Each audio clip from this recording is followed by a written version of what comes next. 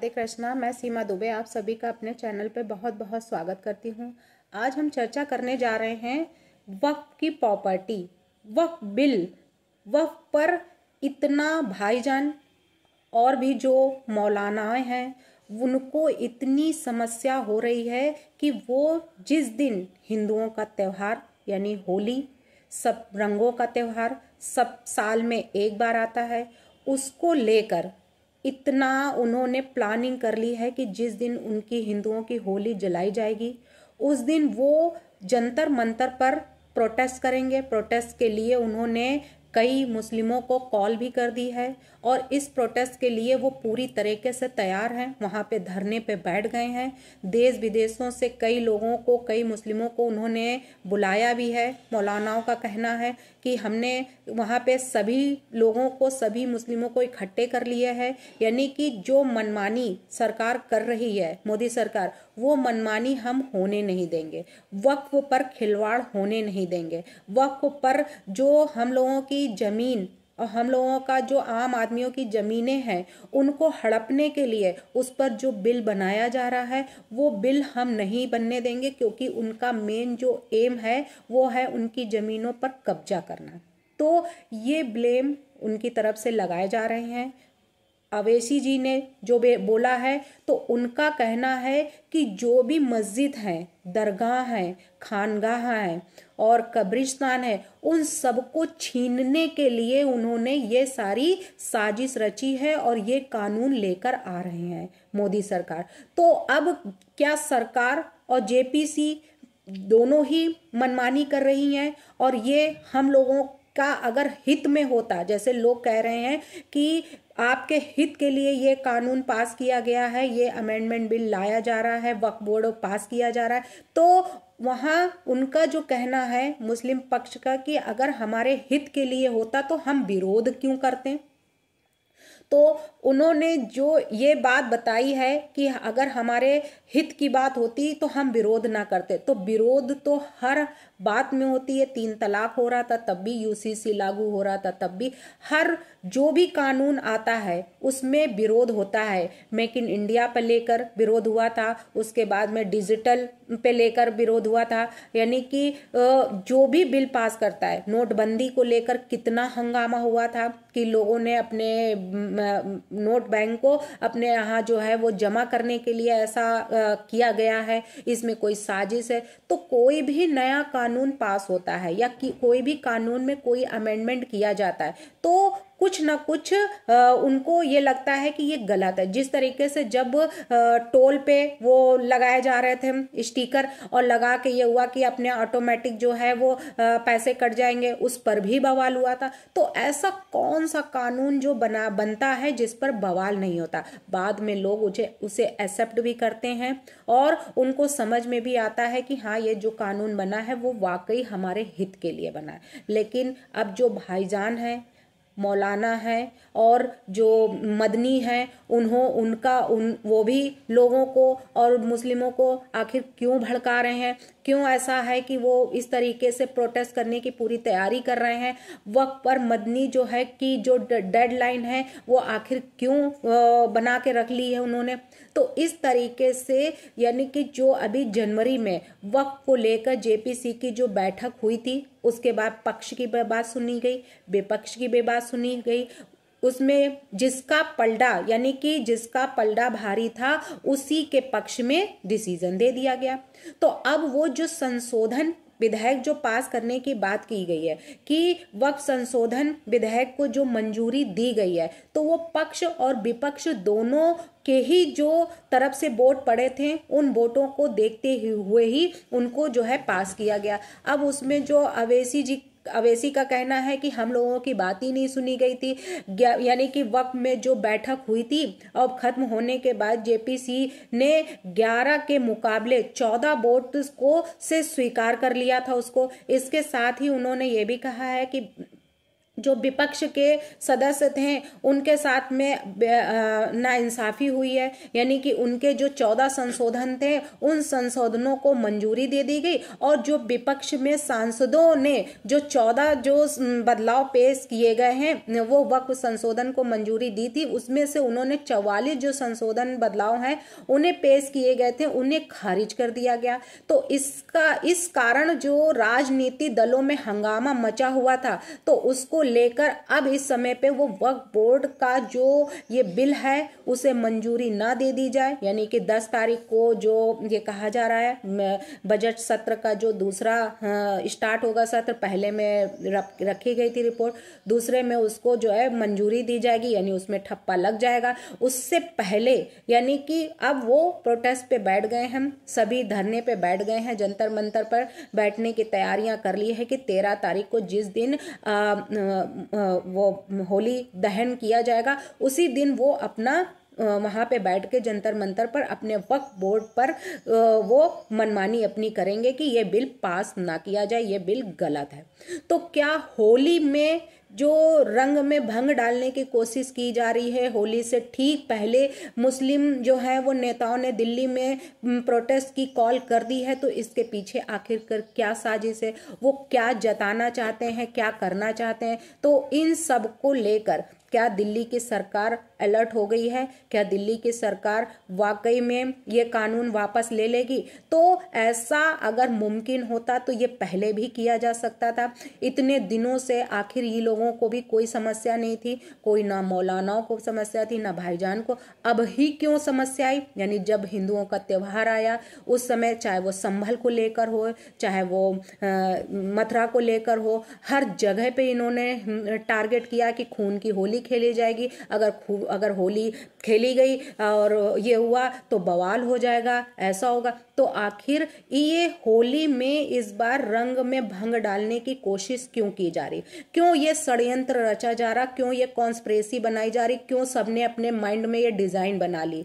क्यों उनका जो इंटेंशन है वो इंटेंशन इंजरी पहुंचाने का है? उनका इंटेंशन जो है वो बैड इंटेंशन है कि हम ऐसा करेंगे तो इनका जो त्योहार है वो ऑटोमेटिक ही उसमें कोई ना कोई बाधाएं आएंगी और इनको इस तरीके से करने से इनका त्योहार जो होगा वो पूरी तरीके से बेकार हो जाएगा, यानी अच्छे से वो अपनी होली नहीं मना पाएंगे जो साल में एक बार आती। तो इन सब को लेकर उन्होंने जो ये बवाल किया है उसको अब क्या सरकार इस पर एक्शन लेगी कड़ा सा कड़ा? यानी 13 तारीख को अब ये क्या करने वाले हैं? वहीं इनकी हमारी जो होली होती है वो साल में एक बार मनाई जाती, इनका 52 डेज इनका रमजान चलता है और उसके बाद जो ये 46 डेज जो ये अपना कार्य करते हैं, ऐसा करते हैं। तो इन सब को लेकर क्या अब ये शांति से हिंदुओं का त्योहार मनाने देंगे या फिर उनके रंग में भंग डालकर ही रहेंगे? ऐसा प्रण ले लिया है इन मौलानाओं ने। All India Muslim personal law board यानी AIMPLB,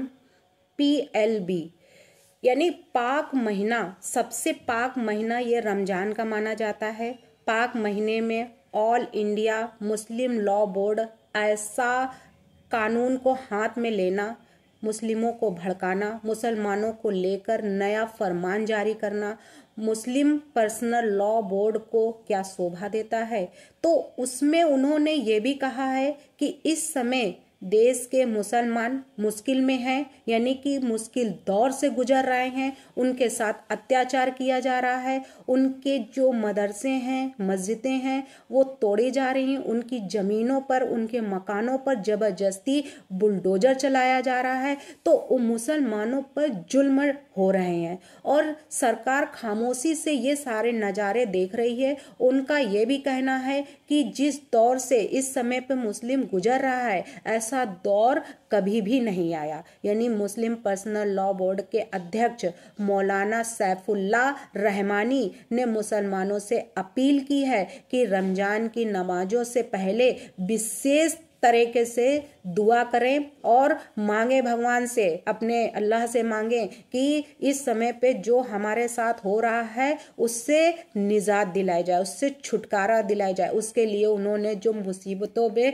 एक नमाज जो पढ़ते हैं कुनूते नाजीला, तो कुनूते नाजिला जो एक नमाज जो इनके यहाँ पढ़ी जाती है रमजान के टाइम में, सुबह के टाइम यह नमाज पढ़ी जाती है, तो वो मुश्किलों के हालात में ये पढ़ी जाती है ताकि उनको मुश्किल से मुश्किल हालातों से विशेष तरीके से छूट मिल सके, उनको विशेष दुआ इनकी स्वीकार हो सके। और रात की नमाज में भी उन्होंने ये कहा है कि आप लोग दुआ करें कि हमें इन सब मुसीबतों से छुटकारा मिले। वहीं पे मौलाना सैफुल्लाह रहमानी ने मुसलमानों से अपील की है कि इस वक्त वतने आजीज हिंदुस्तान के हालात बहुत खराब हैं और इससे निपटने के लिए अब अल्पसंख्यक पर जो जुल्म ढाए जा रहे हैं इंतहा तक पहुंच चुका है। ये जुल्म हमारी मस्जिदों पर को निशाना बनाया जा रहा, हमारे मकानों पर बुलडोजर जो चलाए जा रहे हैं, मामूली बहाने बना बनाकर हमारे घर और मदरसे और मस्जिदें जो तोड़ी जा रही हैं, माइक बंद किए जा रहे हैं, जुल्म के लिए नए नए हथकंडे जो अपनाए जा रहे हैं, इस्तेमाल किए जा रहे हैं। इन सब से छुटकारा पाने के लिए जो मुसलमानों के लिए वक्फ संशोधन बिल जो पास किया जा रहा, अगर ये बिल पास हो गया तो हमारे हालात जो है वो बिगड़ जाएंगे और हमारी ना मस्जिद बचेगी, ना मदरसे बचेंगे, ना दीनी इदारे बचेंगी, ना तंजीमें बचेंगी। इन सब का सब मुश्किल में पड़ जाएंगी और ये सब खत्म हो जाएंगे। तो वहीं मौलाना ने जंतर मंतर में जो प्रोटेस्ट करने की प्लानिंग बना ली है कि 13 तारीख को अब वो प्रोटेस्ट वहाँ पे करेंगे, हर जगह के मुस्लिम वहाँ इकट्ठे होंगे। तो मौलाना ने इस हालात को देखते हुए यानी जंतर मंतर में जो प्रोटेस्ट करने का प्लान बनाया है तो उसमें जो ये अब करने जा रहे हैं तो उसकी नाराजगी यानी कि उन्होंने कहा है कि ये बहुत ज़्यादा इजहार जो कर रहे हैं कि हमारी जो ये अगर वक्फ बिल बोर्ड पास हो गया तो हमारी जो हालात हैं वो बदतर हो जाएंगे, यानी कि हम लोग किसी के दीन के नहीं रह जाएंगे, हमसे सब कुछ छीन लिया जाएगा। इस बिल अगर ये बिल पास हो गया तो हमसे सब कुछ छीन लिया जाएगा, ना हमारे पास मदरसे रहेंगे, ना कब्रिस्तान रहेगा, ना खानगाह रहेगा, ना ईदगाह रहेगा और ना ही हमारे जो दरगाह हैं वो सब जो है ये छीन लिए जाएंगे अगर ये बिल पास हो गया। और मुस्लिमों पर अत्याचार ये सरकार कर रही है, उनके घर मकान जबरदस्ती के गिराए जा रहे हैं। तो इन सब को लेकर अब जो ये प्रोटेस्ट करने बैठ रहे हैं तो अब इस पर यानी कि जो इतने दिनों से ये शांत बैठे थे, लेकिन जब त्योहार आया हिंदुओं का, उस त्योहार में जो भंग डालने की कोशिश की जा रही है, इस भंग को क्या अब हर तरीके से जो भाईचारे की जो बात की जाती है कि हम डिस्क्रिमिनेशन बोलते हैं कि इसमें जो योगी जी जो बोलते हैं कि ये डिस्क्रिमिनेशन है, जब कोई भाषण देते हैं कि आप एक रहोगे तो सेफ रहोगे और बटोगे तो कटोगे, तो उस पर इतना बवाल जब मचाते हैं कि हम लोग भाई भाई हैं लेकिन सरकार ही हम लोगों को भाईचारे से अलग कर रही है, तो ये क्या है। यानी हिंदू के त्योहार में उनके ही त्योहार के समय ही ये प्रोटेस्ट करने की क्या जरूरत, इतने दिनों से जब वक्फ बिल पर बात हो रही थी तब क्यों नहीं आवाज उठाई गई। वहीं योगी जी के राज में यानी कि अगर गैर कानूनी या गैर किसी लड़की के साथ में कोई अत्याचार करता है, चाहे वो रेप को लेकर हो, चाहे कोई और वजह हो या कोई क्राइम करता है, तो योगी जी उसी के घर में बुलडोजर चलाते हैं जो अवैध कार्य करता है, इलीगल तरीके से जमीन को अपनाया हुआ है। वहीं पे अभी एमपी में भी एक है कि वक्फ की प्रॉपर्टी डिक्लेयर करके 7 परिवारों को वहां से निकालने की साजिश चल रही है, ये अभी कल ही हुआ है। वहीं पे इन सब एक्शन को लेकर कि किसी के साथ अन्याय ना हो इसलिए ये बिल पास किया जा रहा है। इस हर प्रॉपर्टी को वक्फ प्रॉपर्टी बनाकर उसमें बड़े बड़े जो कार्य किए जाते हैं उन सबको खत्म करने के लिए ही ये संशोधन पास किए गए हैं और ये संशोधन लेकर आया जा रहा है। तो क्या अब योगी और मोदी के राज में इंसाफ इंसाफ सभी को मिलेगा, या फिर यही है कि जो ये बता रहे हैं कि ये बेइंसाफ़ी हो रही, तो ये बेइंसाफ़ी अगर हो रही होती तो सब अब तक एक साथ आवाज़ उठा चुके होते हैं। तो ये इंसाफ की लड़ाई है, और इंसाफ की लड़ाई में हमेशा जीत होती ही है, चाहे वो किसी की भी हो, चाहे वो कोई भी पार्टी हो। तो इंसाफ की लड़ाई में कोई भी गलत नहीं होता है, जो भी होता है बिल्कुल लीगल तरीके से किया जाता है। तो योगी जी अब तक का जो सबसे धमाकेदार जो उनकी बात उन्होंने अभी कही है कि मैं गांधी जी का बंदर नहीं हूं, जो गलती देख कर भी आंख कान और मुंह बंद कर लूंगा, मैं श्री राम का भक्त हूं और लंका दहन में ही विश्वास रखता हूं। तो वाकई में कि अगर कुछ गलत हो रहा है, जो प्रॉपर्टी गरीबों की है, अगर वो प्रॉपर्टी आपकी वाकई लीगल प्रॉपर्टियां हैं वक्फ की, तो संशोधन जो पास हो रहा है उसमें चिढ़ने की क्या बात है? क्यों आपको इतनी मिर्ची लग रही है? तो ये बिल पास होने को क्यों रोका जा रहा है? तो अगर वो लीगल है तो उस लीगल यानी कॉन्स्टिट्यूशन तरीके से अगर ये हो रहा है, कॉन्स्टिट्यूशनल लड़ाई है, तो इसको इलीगल क्यों घोषित किया जा रहा है? तो इस सब को ध्यान में रखते हुए, दोनों पक्षों को सुनते हुए ये बिल पास किया जा रहा है। इसमें किसी को कोई प्रोटेस्ट और कोई हंगामा करने की कोई ज़रूरत नहीं है। अब आगे देखिए कि जेपीसी की रिपोर्ट और मुस्लिमों का प्रोटेस्ट कितना कहाँ तक ले जाता है और कितनी इसमें सुविधाएं मिलेंगी और कौन इसका असुविधा जो है वो प्रकट करता है देश में। भारत माता की जय। वंदे मातरम। जय श्री राम।